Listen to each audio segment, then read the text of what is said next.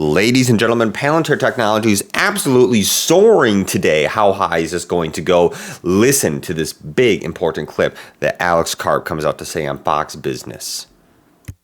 Palantir exists to serve this nation.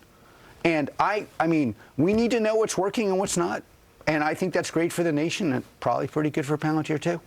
You know, software, especially software that's productized, is enormously efficient.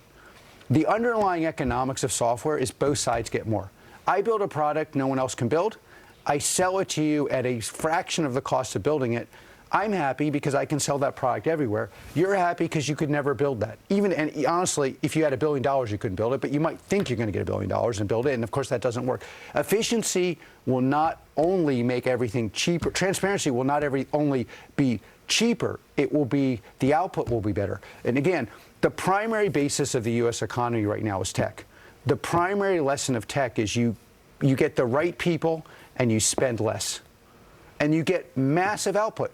And so like all these things that are likely to happen by looking at transparency, they're going to lead to increases in transparency. And by the way, increases in lethality.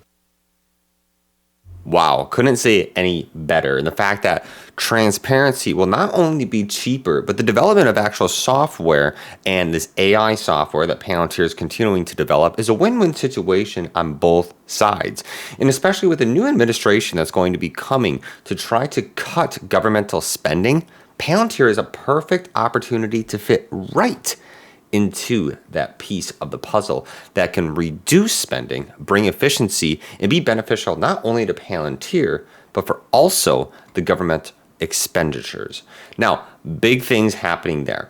Palantir is up over 8%, including the after hours today, after we also see the announcement of a very, very large partnership. There's a lot to break down. Help me hit the road of 19,000 subscribers. Hit that like button, subscribe. Let's get into the videos. Of course, not a financial advisor, collecting all the data and dispatching it to you.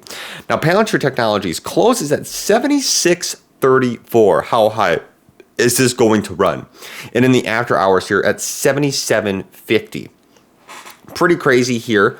Are we going to possibly see $80 now by the end of the year or even higher? This road to $100 is happening much, much, much quicker than I originally was anticipating. And it's pretty crazy to see how quick Palantir is really progressing across the board. And everybody's waiting for Palantir to come down, saying the valuation is way too high, but it keeps going up and up and up, which is pretty astronomical. Yes, of course, the valuation is very high, but this momentum behind the stock right now is also incredible to see. Now, what we do see is Palantir with Anduril right here. They have a large, what they announced right here, these two leading companies announcing an intersection of commercial technology at the national security level.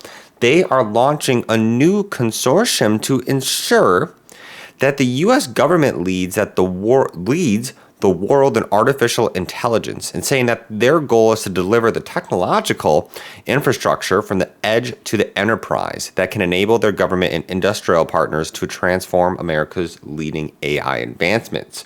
So now Palantir is collaborating, focusing on becoming the leader, and for the U.S. to become the leader in the AI development for national security purposes and first in data readiness. And talking about here, the most useful national security data, governmental data, are collected and created, they say, by sensors, vehicles, blah, blah, blah.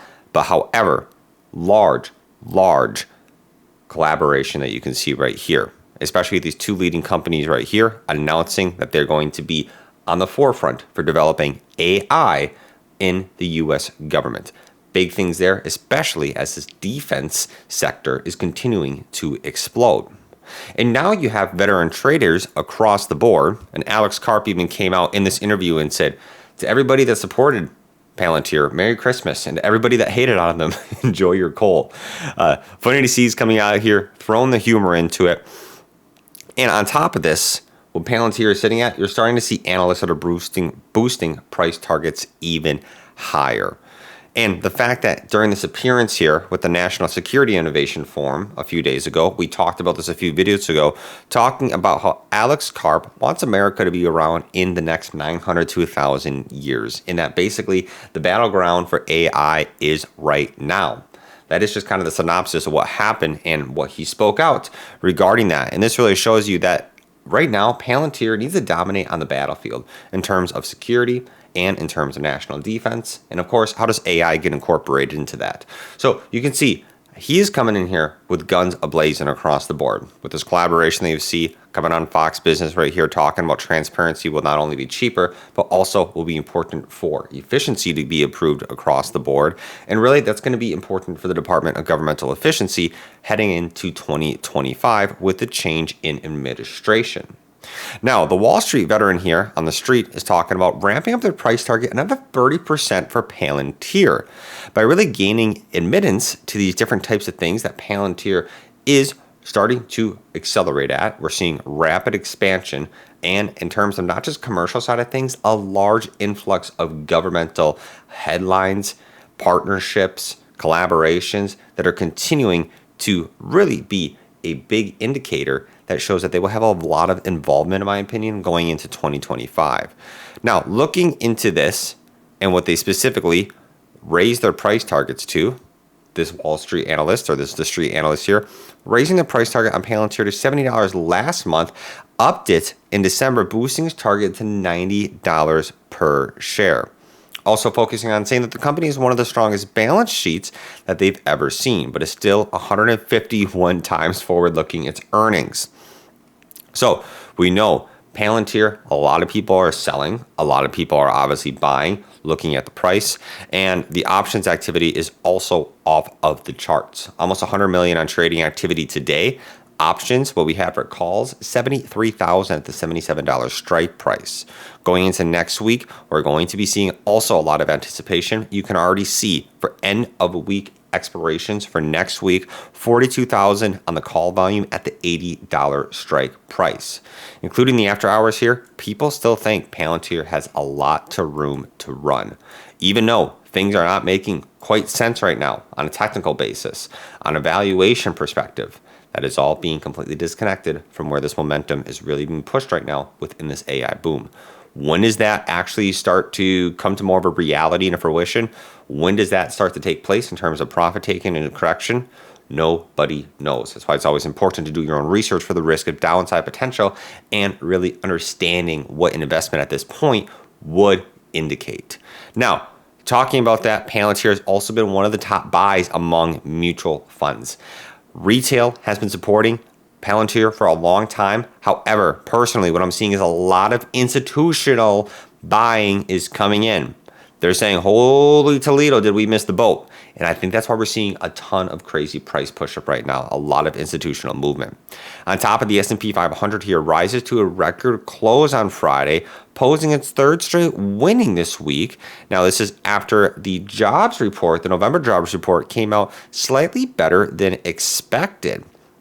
Looking at the numbers specifically, you have non-farm payrolls increase their jobs by 227,000 last month, above the Dow Jones estimate of 214,000, making a huge hike from October's revised gain.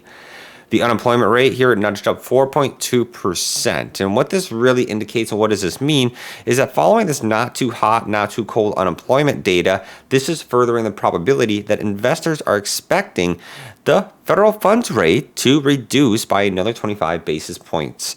And what they're expecting here is about an 85% likelihood of another rate cut within the next 2 weeks. So you're seeing that the labor market is not weak, but it's definitely softening. The economy is being very resilient.